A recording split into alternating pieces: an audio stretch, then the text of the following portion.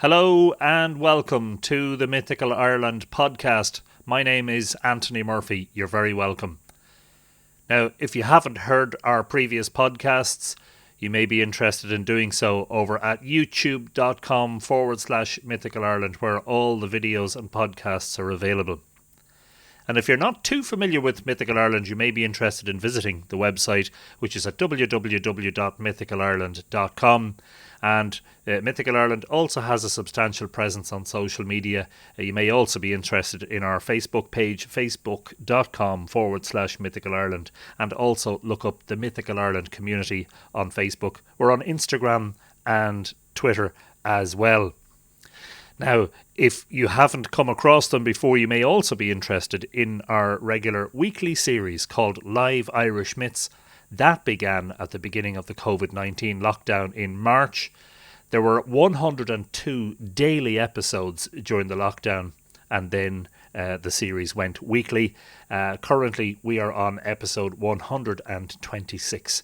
So again, lots to go back on there if you're not already a follower of Mythical Ireland. They can all be found on the YouTube channel. A new series started recently is the Mythical Ireland Book Talk, which is a once a week series, and we're on episode 8 of Book Talk. You may also be interested in supporting Mythical Ireland. If so, please, when you get a chance, have a look at www.patreon.com/Mythical Ireland. That's patreon.com/Mythical Ireland. You can support Mythical Ireland, but in return for that, you get rewards. Those rewards come in many forms depending on your contributions. You get access to early and exclusive access to photographs, podcasts, blog posts, videos, and more. And at the upper echelons, there are also physical rewards in the form of Mythical Ireland merchandise. So maybe you might want to have a look at that. Anyway, in today's episode of the podcast, episode 12, we're looking at a mystery in the Boyne Valley complex pertaining to what is probably the oldest of the three great mounds at Dowth. And we're asking the question this week, was Dowth a crematorium? I remember it well. Professor Gabriel Cooney of University College Dublin had just completed a lecture to, I think it was either the Old Drogheda Society or the Louth Archaeological and Historical Society, based around the content of his new book, Landscapes of Neolithic Ireland. The lecture was, if memory serves me right, titled The Sunny Side of the Hill, and the venue was the Governor's House at Millmount in Drogheda. This was 20 years ago, in the year 2000. At the completion of the talk, as is customary, the chairman invited questions from the audience.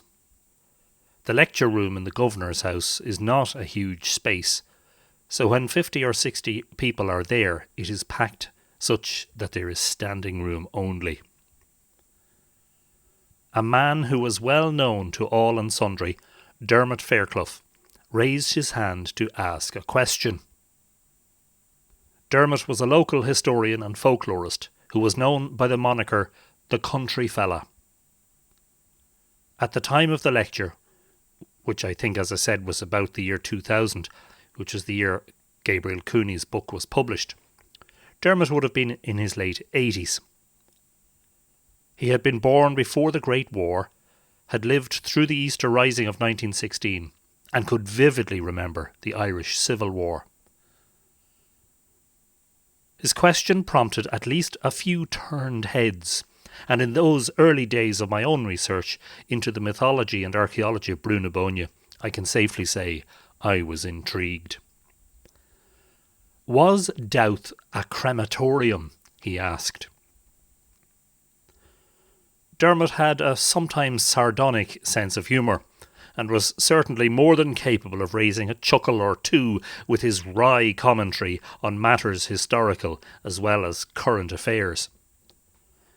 He seemed to have a permanent boyish twinkle in his eye, but on this occasion he maintained a deadpan glare as he waited for the speaker to furnish him with an answer. At this remove, I am unable to recall the fine details of what Professor Cooney said in response, but I'm fairly certain that it began along the lines of "quite possibly," and perhaps included commentary along the lines of "we cannot know for sure because the evidence was destroyed." It is not my wish to retrospectively put words into Gabriel Cooney's mouth, so I'm less than confident about my recollection of his reply, and if I am incorrect, I am happy to have the record amended by someone with a more astute recollection of the events of 20 years ago. It is highly probable, as was my custom, and indeed my professional habit, that I had a notebook and pen in hand and was taking notes at this lecture. But if I did take notes, I do not now possess them. So what prompted this very interesting and seemingly off-the-wall question from Dermot Fairclough? For the answer, or at least an explanation, we must go back in time to the era of the Great Famine in the late 1840s. At that time, the indigenous population of Ireland was undergoing an enormous catastrophe with the failure of the potato crop, which they relied on for food because most of them did not have the money or wherewithal to purchase other foodstuffs, in successive seasons beginning in 1845. Potato blight ruined the crop, leaving many families starving and destitute. The Great Famine would extract a very great toll from the Irish population, not alone in the enormous number of fatalities, but in the huge migration out of Ireland that followed, and the decimation not only of vast populations, but also of entire ways of life. Following a blight in 1845, which caused a dark fungus on potatoes, about half of the crop failed. But utter disaster followed in 1846, when a much more widespread blight left very few healthy potatoes to harvest. Mass starvation and death ensued, and large groups of people wandered the countryside, destitute, emaciated, and begging for food. The winter of 1847 is said by historians to have been the worst, and in folk memory was known as Black 47. The disaster of the Great Famine was such an enormous humanitarian event that it affected the country for many decades afterwards, and its aftershocks are still felt today. It was during the worst years of the famine, 1847 and 1848, that an invasive, outrageous, and quite frankly disastrous excavation of Dowth was undertaken on the recommendation of the Committee of Antiquities of the Royal Irish Academy. Mr. R.H. Frith, an engineer, was appointed as Director of Operations, and equipment was borrowed for the excavation, in quotes, from the Board of Works. A special subscription for the work had to be raised by the RIA for the purposes of funding the works, but it was not well supported, and the first season of works had to be curtailed. Unfortunately, if a report of the disastrous excavation of Dowth was ever published, it no longer exists. In fact, it is widely assumed a report was never published. Instead, we have to rely on an account of the work by Frith, found in the Minute Book of the Royal Irish Academy, which is no substitute for a proper report. Sir William Wilde, father of famous Irish poet, playwright and novelist Oscar Wilde, who was a senior member of the RIA at the time, reported that in advance of the works several visits were made to Dowth to determine how best to excavate the mound. It's actually a cairn made mostly of loose boulders. Because of the prevalent belief that the cairn must conceal a central chamber like that at Newgrange, there were two suggested approaches to the excavation. One proposed to sink a vertical shaft through the top of the mound by means of a well borer. The other suggested making a horizontal cutting from the west side of the cairn towards the middle. Frith decided on the latter, and so work began on trying to dig into the cairn's interior from the western side. And here follows a quote from Professor Michael O'Kelly and Claire O'Kelly's paper on Dowth. The stones removed in the course of the excavation were thrown out on the south side, causing it to assume a convex shape. He, Frith, said the mount was entirely made up of small stones, some collected from the surface, but the majority, because of their angular shape, had obviously been quarried. The surface of the mound was formed of rich, loamy earth to a depth of 45 centimetres. Frith did make frequent reference to his plan and sections, but sadly, these have never been found. The cutting from the west into the centre of the cairn eventually took the form of an inverted frustum of a cone, the diameter at the top about 70 feet and at the bottom being 8 inches. The reason the cutting did not maintain vertical facings on either side is obvious. The loose stones would have consistently fallen down without proper trench shoring or supports. By the time they had given up on finding a central chamber, Frith and his workmen had dug down 2 metres below the old ground level at the base of the cairn. Standing on the rim of Dowth today and peering down into the crater left by the excavations, visitors would never know that the cutting had reached such depths.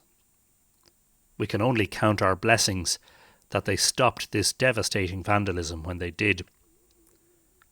Apparently the subscription to fund the dig was a little underwhelming, and at the end of the first season's digging, which began in September 1847, there was a deficit. It was during this excavation, when Frith's men were carving their giant cutting into the cairn from the west, that a most intriguing and fascinating discovery was made, one that prompted Dermot Fairclough's question to Professor Gabriel Cooney over 150 years later. The huge cut removed most of the top and central body of the tumulus. A curious item mentioned by Frith is a funnel or air shaft, about 5 inches, 12.7 centimetres, in diameter, neatly built with small flat stones, which extended from the base of the tumulus to a height of about 17 feet or 5 metres above the datum line. And again, that's from the O'Kelly paper. What was the purpose of this small, neatly constructed shaft or funnel? Unfortunately, there is no more detail, since no excavation report from the time can be traced, and all we have is the brief report made by Frith at the end of the first season's excavations. The fact that the air shaft extended from the base of the tumulus suggests that it might have been concurrent with the construction of the original cairn, but sadly we will never know for certain because so little detail about it has survived.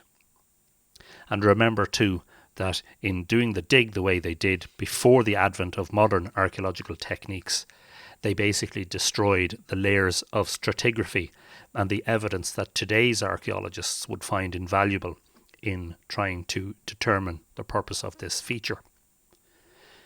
It is certainly a remarkable feature and a unique one too. What could it have been?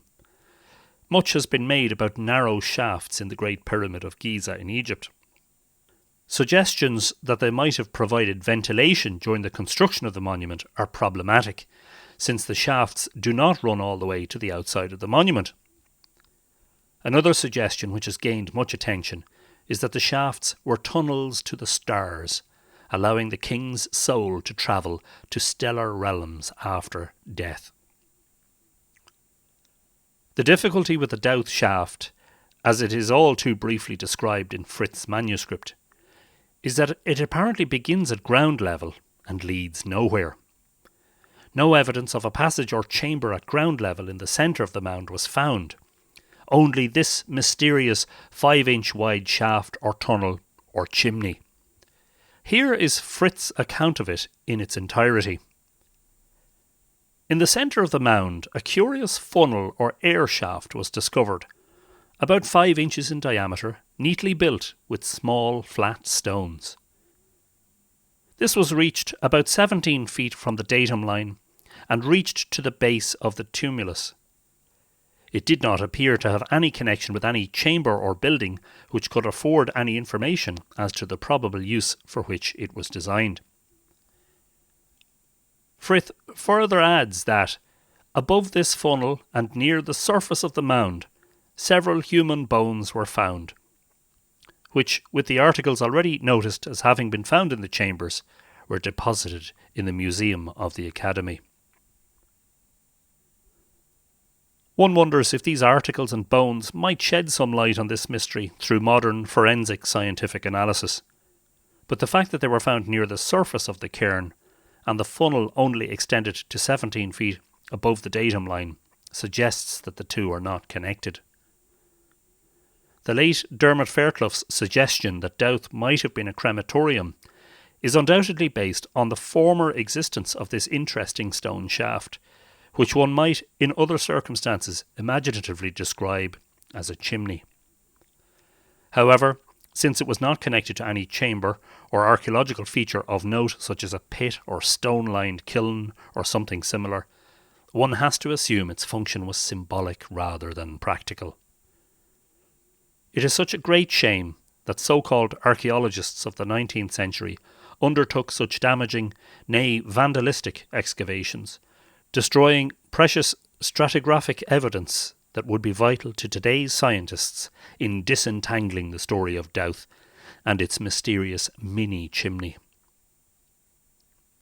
It is a greater shame still that the plans and sections drawn by Frith are lost, presumed destroyed.